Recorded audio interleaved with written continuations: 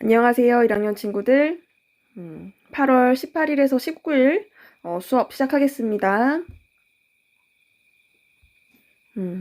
우선 이제 여름방학이 끝났는데 이렇게 얼굴 보고 인사하지 못하고 원격, 거기다가 이제 단방향으로 인사를 하게 돼서 너무 아쉬운 점이 큰 것 같아요. 아마 한 달 동안의 방학 동안에 여러분들의 한테 크고 작은 변화가 있었을 것 같아요. 이제 정말로 1학년의 절반이 끝난 거니까 나머지 절반은 더 알차고 보람차게 보낼 수 있도록 우리 오늘 수업 잘 시작해 봅시다. 일단 원격으로 진행이 되는 수요일, 목요일 수업은 진도를 빠르게 나가지 않고 교과서 위주로 해서 개념 설명하고 문제 풀이를 하는 형태로 진행을 할 거예요. 천천히 이제 시작을 하게 될 텐데, 왜냐면 집합과 명제라고 하는 거는 처음 배우게 되는 개념이다 보니까 아무래도 만나서 다시 제대로 설명을 해야 되는 부분이 있을 것 같아요. 그래서 이제 천천히 나갈 생각인데, 이제 출석 인정 과제는 선생님이 3문제에서 5문제 낼 계획인데, 강의를 들으면 일단 누구나 다 풀 수 있을 정도로 쉬운 문제로 낼 예정이니까 제대로 수행해서 출결 처리해 주시기 바라겠습니다. 인정 과제 제대로 해주세요. 자, 그러면은 이제 한번 2학기 수학하에서는 어떤 걸 배우게 될지 한번 정리해보고 천천히 들어가 봅시다. 자, 여기 이제 왼쪽에는 수학하라고 하는 2학기 부분에 배울 단원들이 있고, 왼쪽에는 수학 갈래가 있어요. 그래서 수학 갈래 이 5가지 영역은 1학년에 걸쳐서 고루고루 배우게 될 텐데, 기억하고 있는 친구들은 한번 얘기를 해봅시다. 수학 상에서 어떤 갈래 영역을 배웠습니까? 어떤 걸 배웠어요? 그렇죠. 수와 연산이라고 하는 허수 부분으로 우리가 수를 확장해서 계산하는 방법을 했었던 것 같고, 방부등식에서 문자와 식, 다항식도 하고, 그다음에 도형 부분은 방정식과 결합된 형태로 해서 도형까지 수학상에서 건드렸어요. 그렇죠. 그래서 이제 나머지 부분들을 이제 2학기 수학하에서 하게 될 텐데, 일단 수학하를 하기 전에 일단 알고 계셔야 되는 게, 여기 문자식이라고 하는 단어는 고등 수학을 하는 데에서의 거의 국어라고 보시면 돼요. 무슨 소리냐면, 국어를 제대로 알지 못하면 무엇을 어떤 것을 받아들이는 데 있어서 읽어도 이해가 잘 안 되고 내 것으로 만들기 어렵다라는 소리예요. 그래서 문자와 식 같은 부분에서는 수학, 고등 수학을 학습하는 데 있어서의 국어, 수학적 언어, 기본이 되는 단원이니까 좀 완벽하게 이해를 하고 있다라고 하는 가정하에 진행이 될 예정이니까, 혹시라도 조금 이 부분이 부족하다 싶은 친구들은 가볍게 개념 부분이라도 꼭 반드시 복습을 해주셨으면 좋겠습니다. 자, 그러고서는 우리는 이제 수학하에서 요 세 단원 집합과 명제부터 순열과 조합까지 배우게 될 텐데, 집합과 명제를 시작으로 우리가 이제 수학하를 시작해요. 근데 집합과 명제는 어떤 갈래에 정확하게 포함이 된다라기보다는 나머지 수학 영역에 있어서의 어떤 베이스? 토대가 되도록 하는 부분이고, 그리고 표현 방법에 있어서의 성질을 가지고 있기 때문에 굳이 포함 관계를 따진다면 문자와 식에 해당되는 부분이라고 할 수 있을 것 같아요. 수학적인 언어, 그리고 논리성에 대해서 배우는 집합과 명제, 그리고 함수는 당연히 여기 함수 영역에 포함이 될 거고, 순열과 조합이라고 하는 거는 확률과 토대 기초 단원이라고 생각을 해주셔서 이렇게 순열과 조합까지 배우게 되면은 여러분들은 이 5가지 학습하게 된다라는 것이죠. 해서 한번 집합과 명제 단원을 한번 들어가 봅시다. 자, 우리가 이제 4단원 집합과 명제를 들어가기 전에 단원에 대한 간단한 어떤 이야기를 하고 들어가 보려고 해요.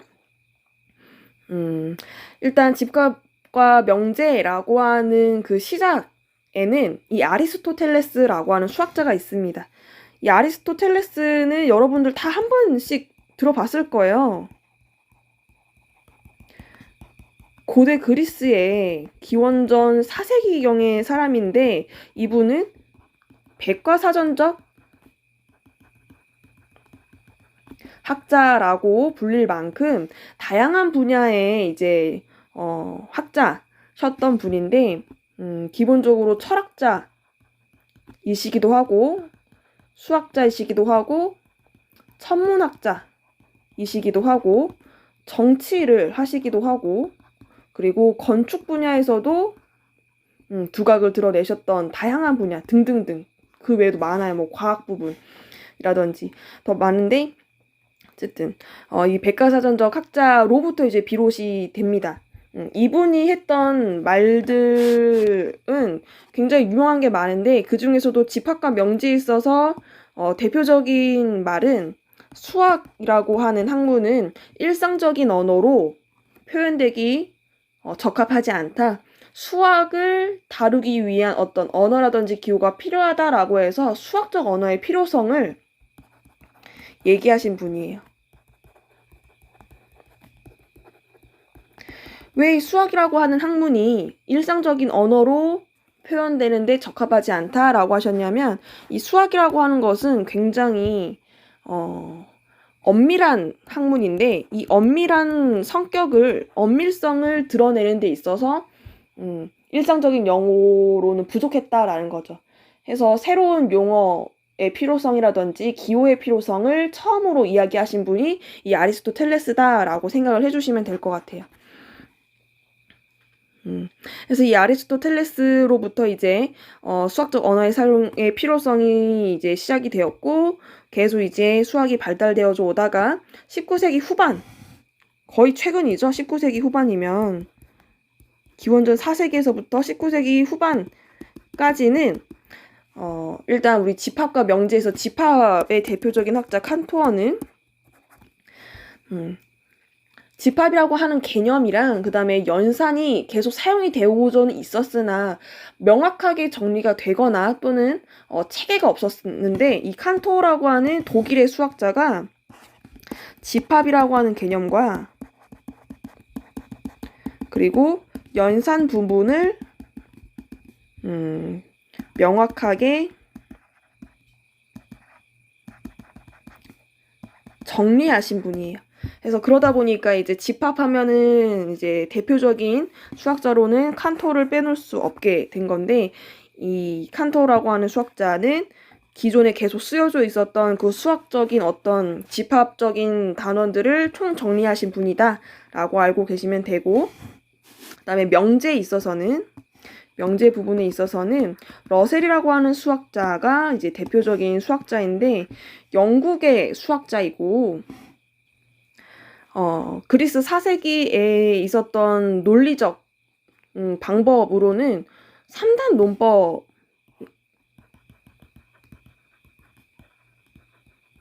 이 대표적인 논리 방법이었단 말이에요. 그로부터 계속 이제 발전이 되고 다양한 방법이 있었으나 또 드모르간 수학적인 어떤 논리학을 정리하신 분들이 있었으나 이 러셀이라고 하는 수학자가 수학적 논리학이라고 하는 부분을 집대성합니다. 이분도 총 정리하신 거예요. 총 정리하셨기 때문에 이제 대표적인 학자로 이제 러셀이 빠지지 않고 나옵니다. 그래서 집합에서 총 정리한 사람이 칸토어, 그리고 논리, 명제 부분에 있어서 총 정리하신 분이 러셀이다라고 알고 계시면 될 것 같아요. 그래서 우리가 이제 이 학자들이 정리한 것들 중에서 어떤 것을 학습하게 되냐?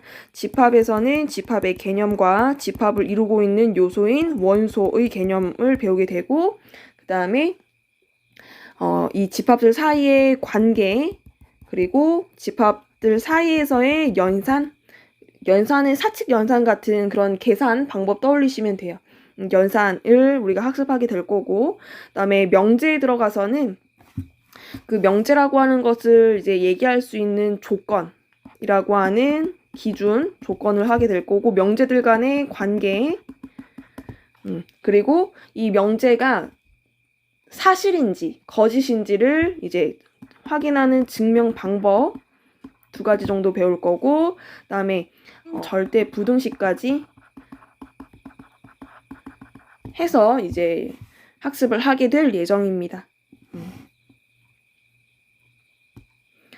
해서 우리 4단원의 첫 번째 시간인 집합에서의 소단원 집합에서는 크게 세 가지 주제를 담고 있어요. 첫 번째는 집합이라고 하는 것과 집합을 이루고 있는 요소를 원소라고 하는데 그 원소의 용어의 의미를 알아볼 거고, 그 다음에 집합이라고 하는 단위를 표현하는 표현 방법에 대해서 학습할 예정이고, 그 다음에 집합을 이루고 있는 요소를 원소로 한다 그랬잖아요. 집합의 원소의 개수에 대해서 우리가 학습하게 될 예정입니다. 이 세 가지 중에서 단연코 요 개수를 구하는 부분이 문제 출제 가능성이 가장 높은 부분이다 라고 하는 거는 추측하실 수 있을 것 같아요. 자, 그러면은 첫 번째 집합과 원소라고 하는 용어를 한번 알아보러 가볼게요.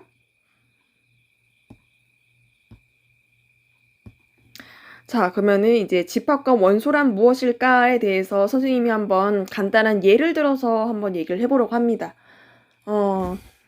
예를 들어서 우리 위례 한빛고등학교의 1학년에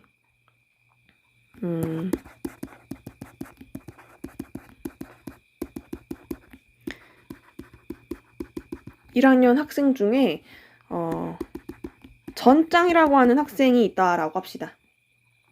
이 학생에 대해서 선생님이 몇 가지 문장을 한번 만들어 볼 거예요. 들어보세요. 전짱은 고등학생이다. 두 번째, 전짱은 키가 크다.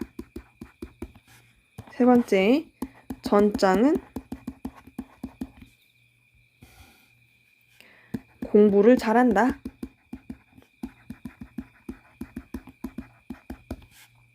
네 번째, 전짱은 그냥 1학년이다 라고 해봅시다.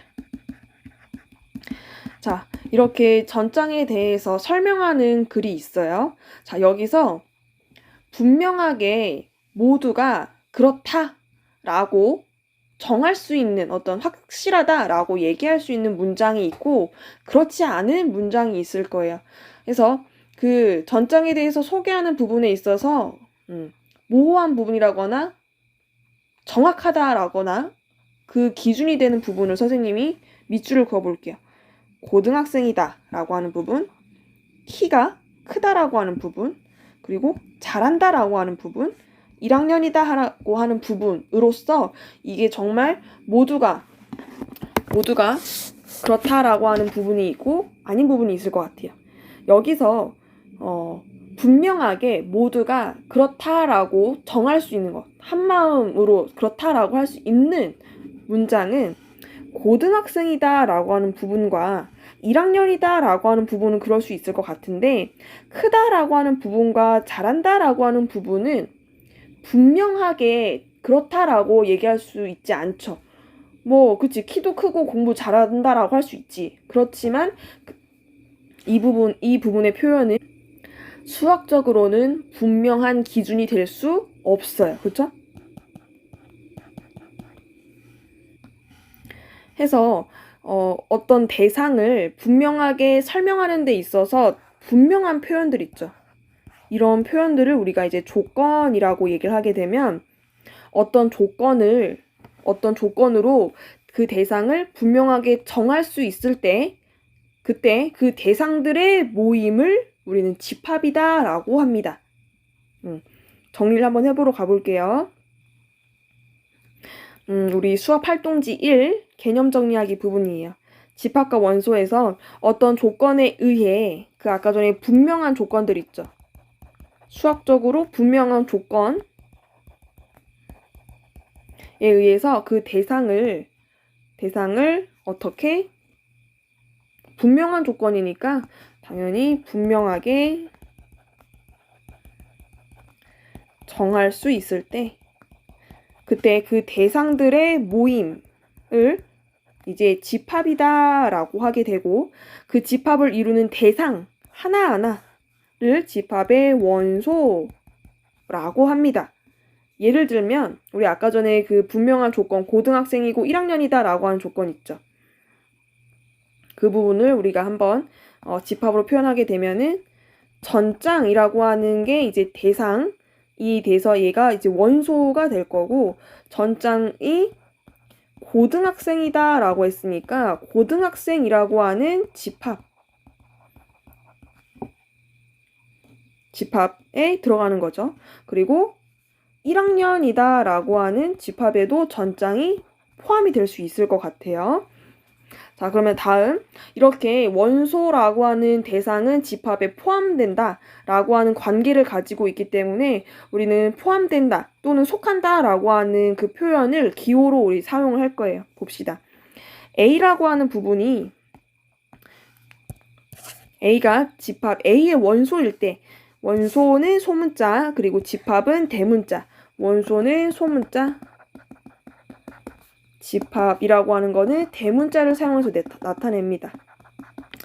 A가 집합 A에 속한다 라고 하면 기호로는 어떻게 나타낸다? 원소 소문자 A가 집합 A에 속한다 라고 해서 이런 표현을 씁니다. 지금 원소 집합 써주고 가운데 이런 표현이 들어가 있어요. 이 표현은 어디서 왔냐면 엘리먼트라고 하는 원소라고 하는 용어에서 이 이를 본따서 온 기호이고, 이 이가 지금 생긴 모양이 오른쪽으로 해서 열려 있잖아요. 그쵸? 해서 무조건은 아니지만 우리가 암묵적으로 이제 약속을 하기로 원소가 왼쪽에 오고, 그리고 집합이라고 하는 게 오른쪽에 오도록 해서 써주셔야 됩니다. 기억해 주셔야 돼요. 자, 그리고 스몰 b는 집합 b의 원소가 아닐 때, 이때 스몰 b는 집합 A에 속하지 않는다라고 하는 부분은 우리가 등호에서 등호가 성립하지 않는다라고 해주듯이 이렇게 포함된다라고 하는 기호 써주고 이렇게 가로질러서 그어주시면 되겠어요. 그럼 이렇게 할 수 있는 거죠. 우리가 예로 든 걸로 나타내 봅시다. 전장은 고등학생이라고 하는 집합에 포함이 되죠. 그리고 전장은 1학년이라고 하는 집합에도 포함이 됩니다. 그런데 전장은 키가 큰 학생, 이거는 아예 집합이 될 수가 없죠. 2학년이라고 합시다. 2학년이라고 하는 집합에는 포함되지 않는다. 뭐 이런 식으로 표현을 할 수 있다라는 거예요. 자, 그러면은 이제 집합이라고 하는 용어와 원소라고 하는 용어의 의미를 알아봤고, 그 포함 관계도 기호로 나타낸다, 그 기호로 나타내는 걸 배웠어요. 한번 문제로 적용을 해봅시다. 집합인 것을 모두 찾고 집합이려면 어떤 분명한 조건이 있어야 한다라고 얘기를 했어요. 그래서 우리 한번 집합인지 아닌지부터 정하고서 찾고서 원소를 구하러 가볼게요. 10 이하라고 하는 것과 홀수라고 하는 분명한 조건이 있으니 1번은 집합이 맞고, 춥다라고 하는 것은 수학적으로 분명하지 않죠. 춥다라고 하는 것은 굉장히 주관적인 표현이기 때문에 집합이 될 수 없고, 축구를 잘한다 라고 하는 것도 분명한 조건이 될 수 없습니다. 네 번째, 방정식, 2차 방정식이 해 모임이다 라고 하는 거는 이 방정식과 해라고 하는 분명한 기준으로서 집합이 될 수 있을 것 같아요. 그러면은 우리 1번 10 이하의 홀수의 모임의 원소로는 10 이하의 홀수 한번 불러볼까요? 1, 3, 5, 7, 9까지. 그쵸? 그 다음에 4번에 이 방정식, 2차 방정식의 해라고 하는 것은 등식이 참이 되도록 하는 x의 값을 해라고 한다. 그쵸? 근데 x랑 x-1이라고 하는 인수를 곱했더니 0이 됐다는 소리는 x 0이거나 또는 x-1이라고 하는 인수가 0이 돼야 되는 거니까 해는 1 또는 0이 되겠네요. 해서 원소 찾아줬습니다. 자, 문제 2번은 포함 관계를 기호로 나타낼 거예요. 포함될 때는 이렇게, 포함되지 않을 때는 어긋나게 그어주시면 됩니다. 자, 20의 약수의 집합을 A라고 할 때 다음 네모안에 기호를 써넣으시오라고 했어요.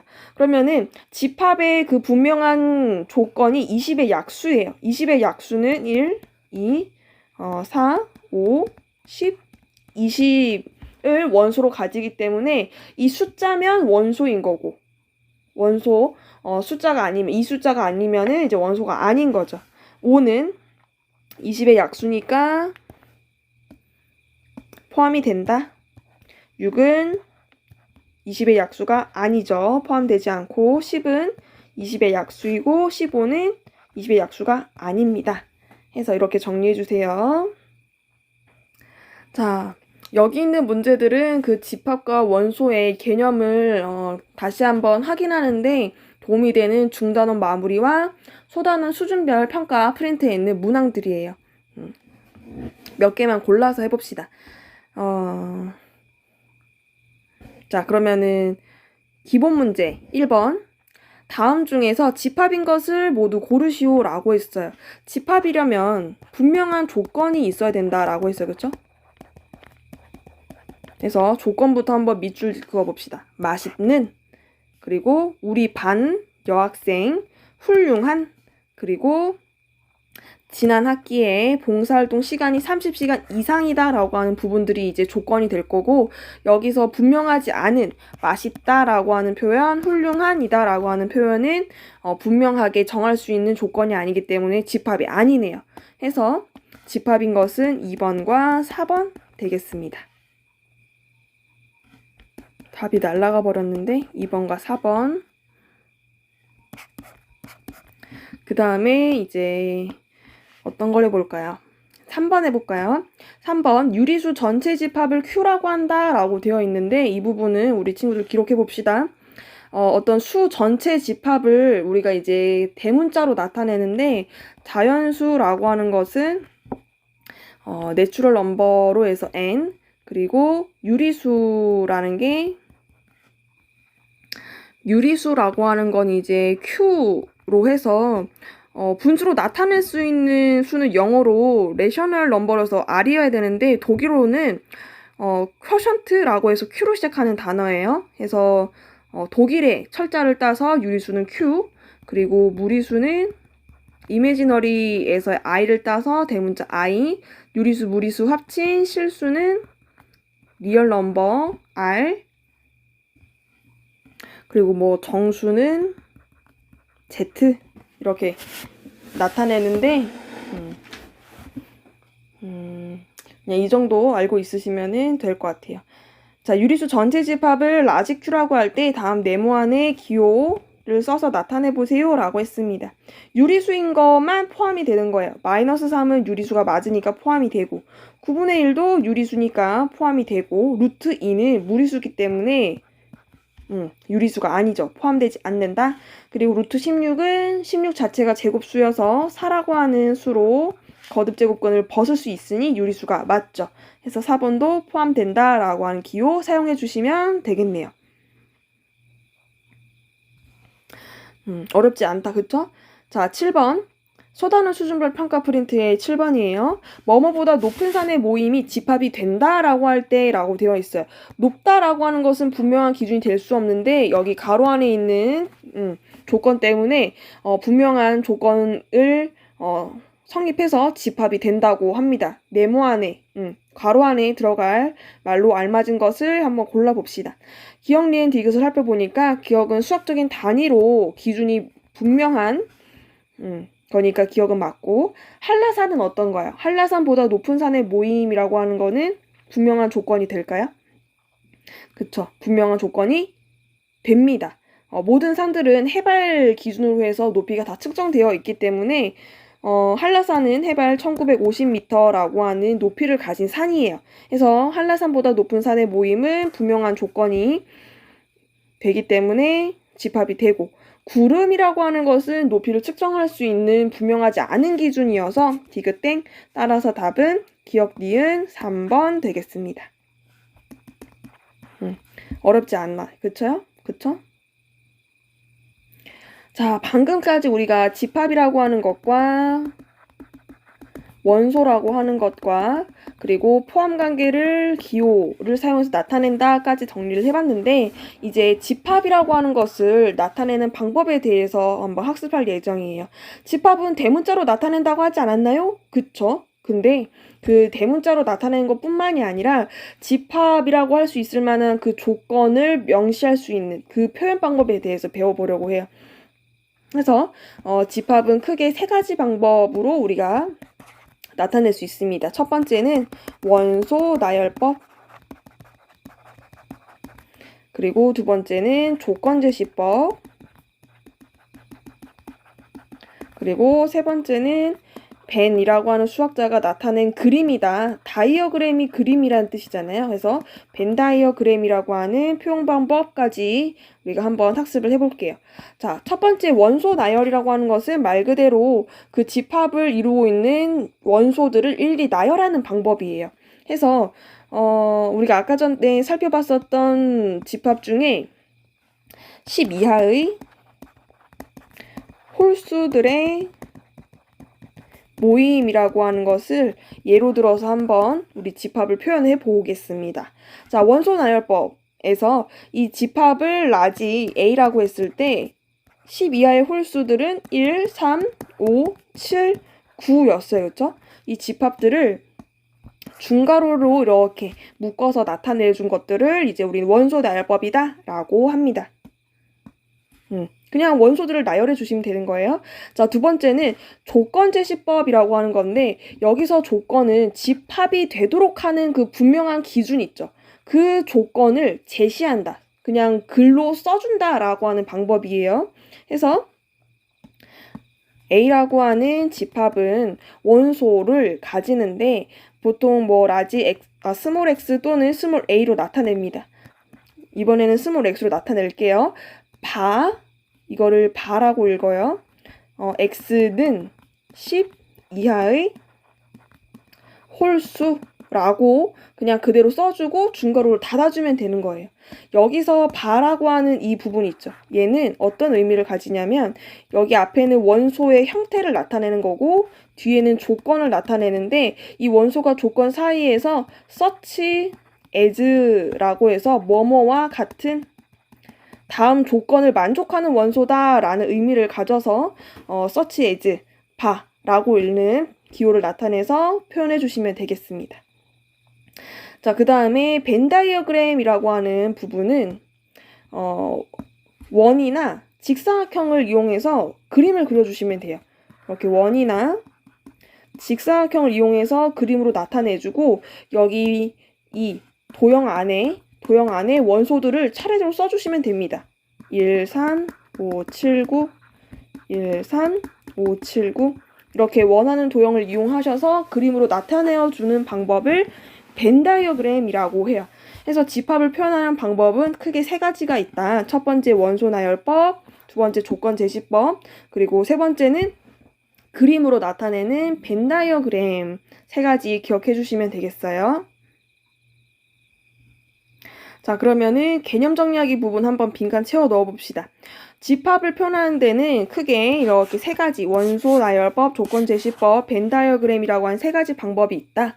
자, 첫 번째 원소 나열법은 집합에 속하는 모든 원소를 중괄호 안에 나열해서 집합을 나타내는 방법이고 예를 들어서 8의 약수의 집합을 원소 나열법으로 우리가 나타내게 되면 라지 A라고 하는 집합은 8의 약수 1, 2, 4, 8 이라고 나타낼 수 있겠다. 그쵸? 자, 조건 제시법은 원소들의 뭐뭐된 성질을 조건으로 제시하여 라고 했는데 뭐뭐된 성질이 그 조건, 분명한 기준이 돼야 되는 부분이잖아요. 모든 원소가 이 조건에 맞아야 되는 거야. 부합해야 되는 거야. 해서 그 공통된 성질을 조건으로 제시하여 집합을 나타내는 방법이 되겠어요. 그래서 라지 A는 스몰 x x는 8의 약수라고 해서 그냥 그대로 써주시고 중괄호로 닫아주시면 되겠습니다. 그 다음에 세 번째 벤 다이어그램은 집합을 원이나 직사각형을 이용해서 다이어그램이 그림이에요. 그림으로 나타내는 방법이다 해서 우리 한번 벤 다이어그램으로 나타내 봤더니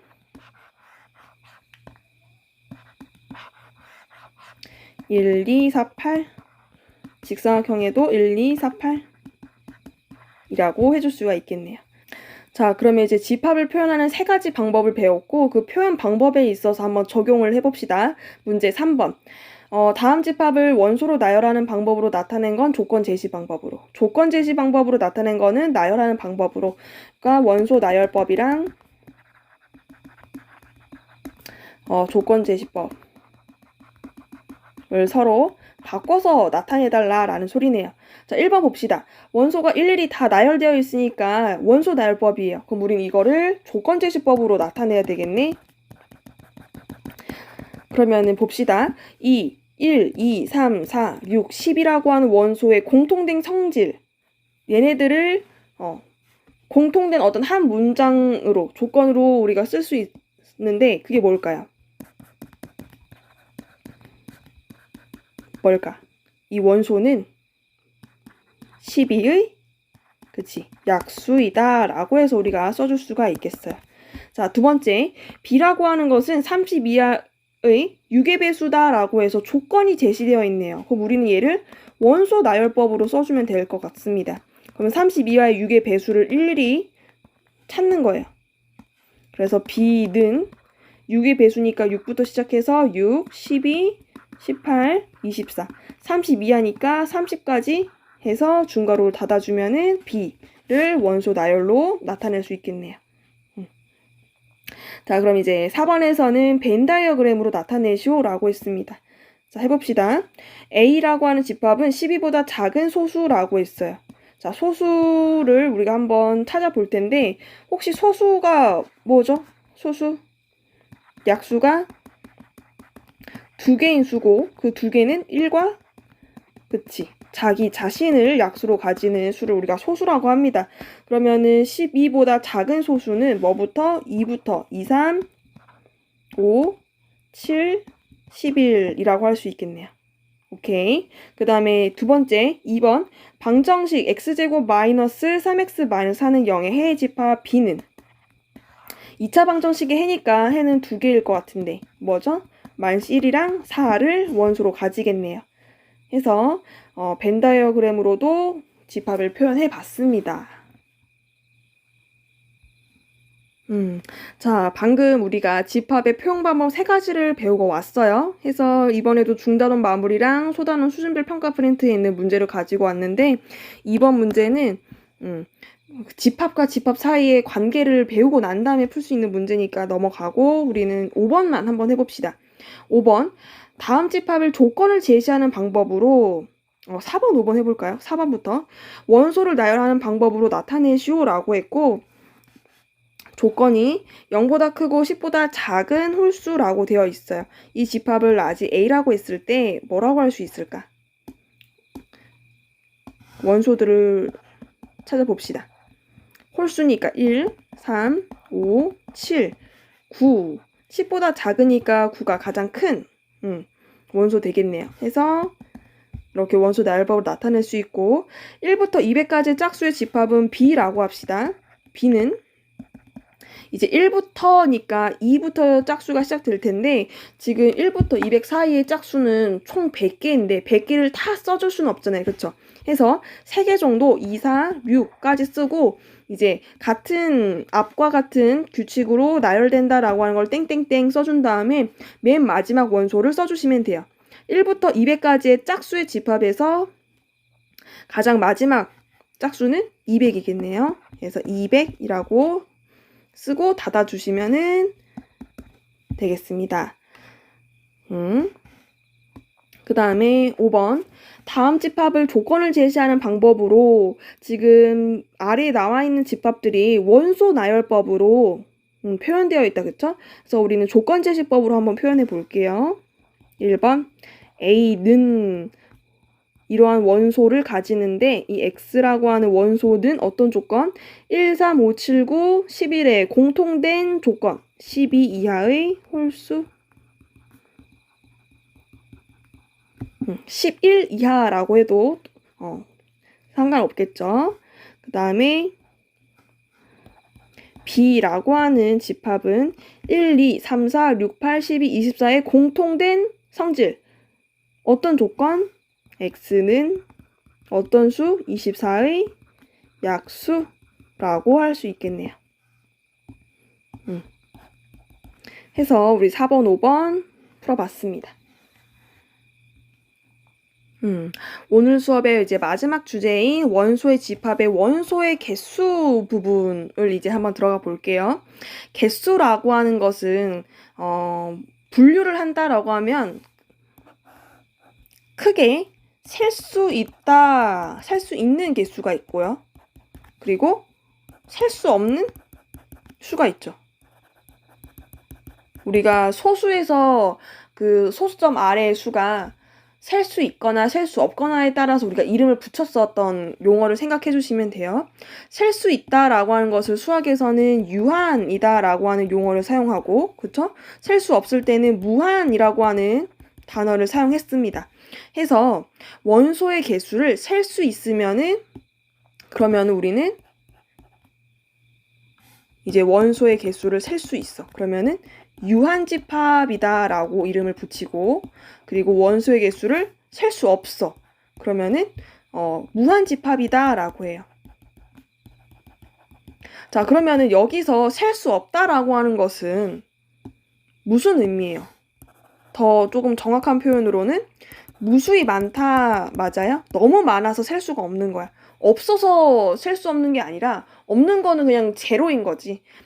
무수히 많아서 너무너무 많아서 셀 수 없을 때 무한집합이다 라고 하는 이름을 붙입니다. 해서 셀 수 있을 때는 유한, 그리고 셀 수 없을 만큼 많을 때는 무한집합이다 라고 하는 이름이 붙이게 되고, 이제 셀 수 있는 경우에 그때 원소의 개수가 만약에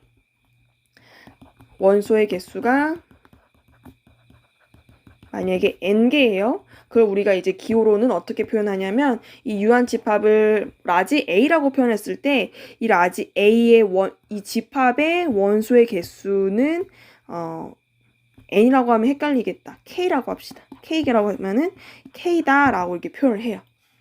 가로 열고 집합 이름 써주고 앞에 넘버를 뜻하는 개수 N은 K다 라고 해서 써주시면 되는 거죠. 자, 그러면 이제 셀 수 있는 집합들은 다 우리가 이 표현을 이용해서 나타낼 수가 있는데, 그 중에서 특히 여러분들이 기억해 주셔야 되는 게, 만약에 어떤 집합의 원소의 개수가 0이야. 그러면은 원소가 하나도 없는 거죠. 그럼 원소가 하나도 없는 건 집합이 될 수 있나? 될 수 있습니다.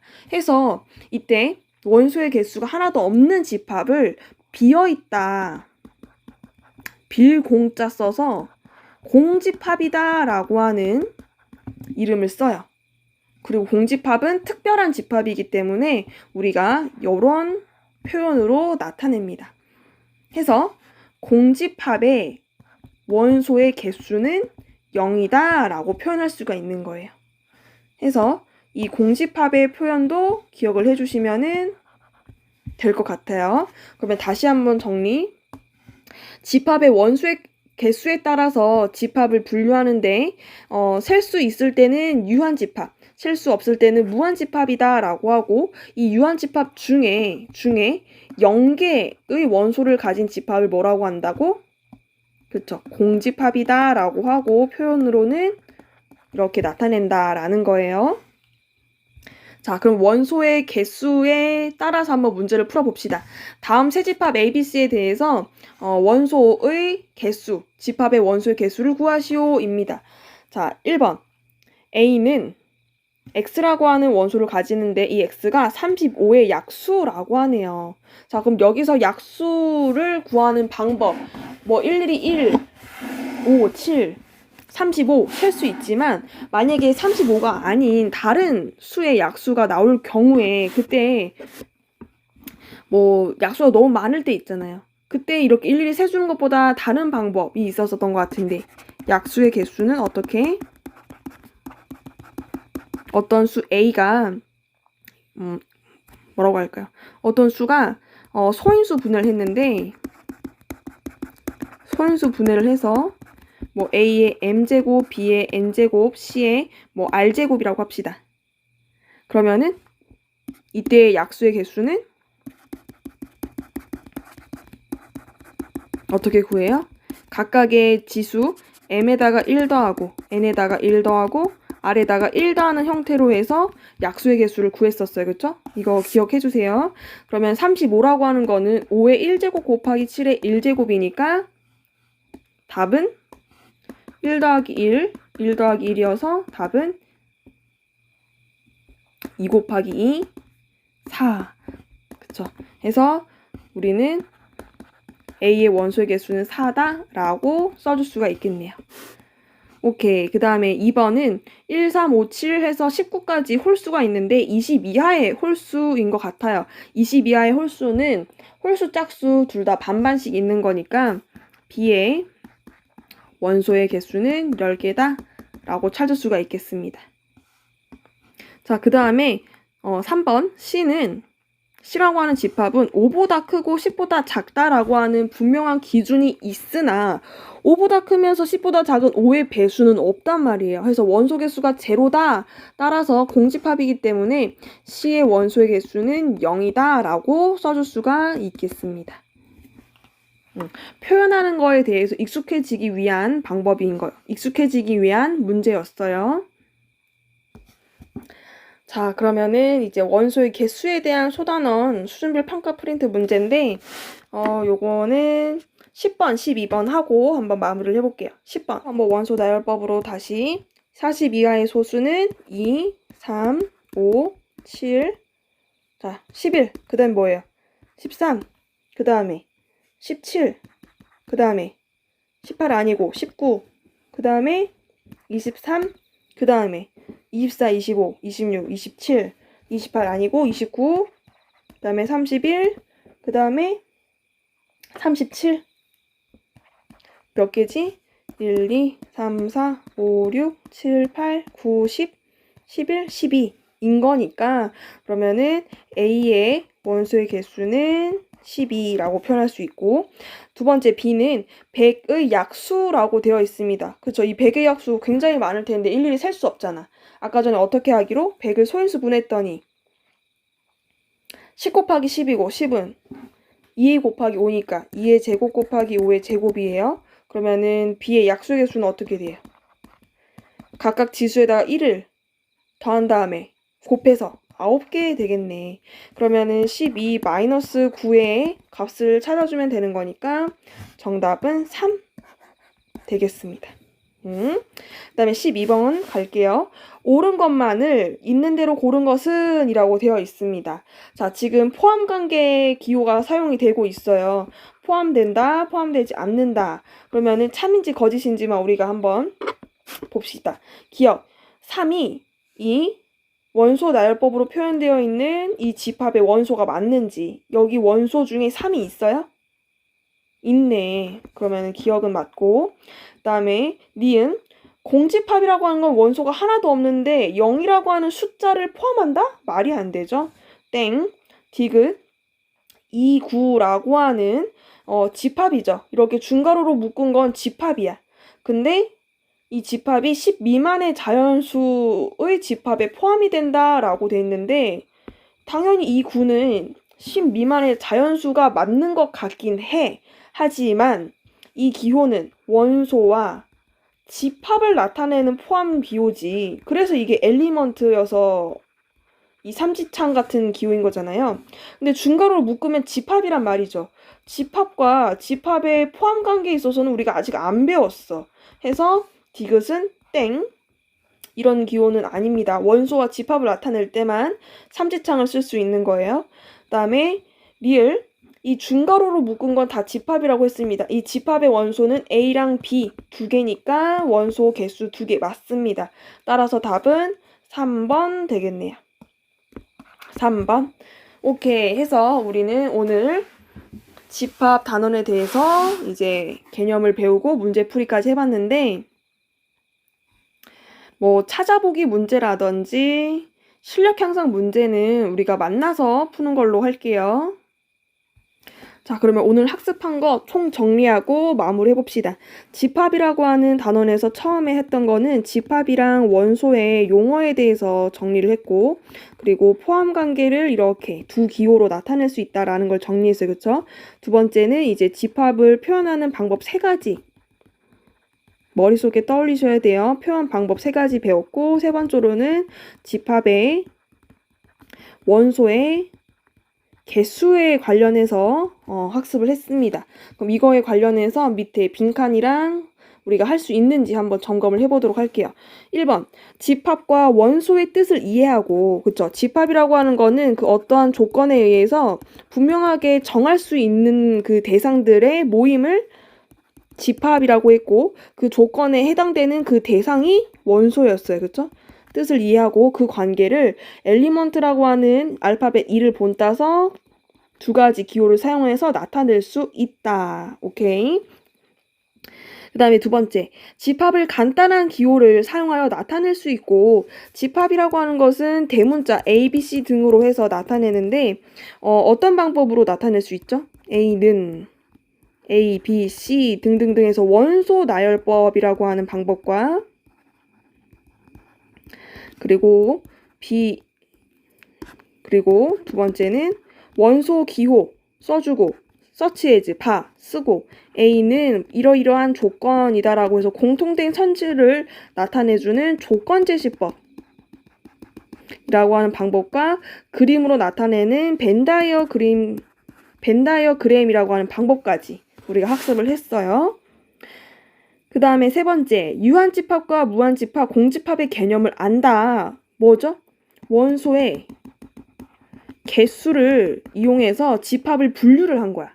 이게 분류 기준이 되는 거죠. 그래서 유한집합이라고 하는 건 원소 개수를 셀 수 있을 때, K개 뭐 이런 식으로 셀 수 있을 때, 유한집합, 셀 수 없을 만큼 무수히 많을 때, 그때 무한집합, 그리고 공집합은 원소가 하나도 없을 때, 로 우리가 나타내고 그 원소의 개수가 셀 수 있을 경우에 우리는 뭐 이런 표현을 비로소 나타낸다라고 배웠습니다. 그래서 유한집합의 원소의 개수를 셀 수 있고 뭐 약수의 개수라든지 소수의 개수라든지 뭐뭐 이하, 뭐뭐 이상, 뭐 미만 뭐 등등의 조건에 의해서 원소의 개수를 셀 수 있고 기호 어떤 집합의 원소 기호를 사용하여 나타낼 수 있다. 모두 여러분들 할 수 있을 것으로 예상을 합니다. 그러면은 오늘 수업은 여기까지 이제 마무리하는 걸로 하고 출결 과제 열심히 푸셔서 제출해 주시면 돼요. 고생하셨습니다.